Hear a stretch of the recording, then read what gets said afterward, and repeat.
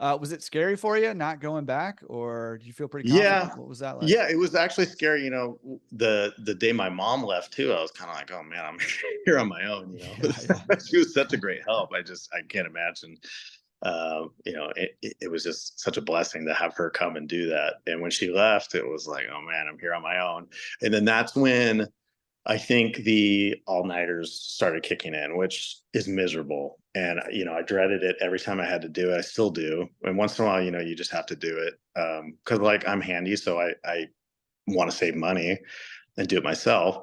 Now I'm to the point where I'm starting to hire contractors, I'm starting to find contractors that could do. Before, I didn't even know where to find somebody that could Yeah, do totally. this stuff for a laundromat, but, you hire a plumber and it's like, whoa, $2,000, and all they did was solder a pipe together. I'm like, all right, that's not going to work. So, Yeah.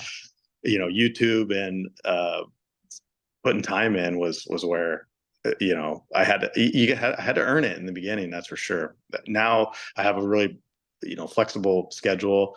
I still put a lot of time into the laundromat because I'm having fun with it, and I think that's the leadership side of it. If I just kind of walked away from it, my employees would kind of go, "Oh, what's he doing?" But I stay very active in it because it's just fun. It's fun to watch it grow, and it's fun to see the rewards, and it's just a great time for me right now.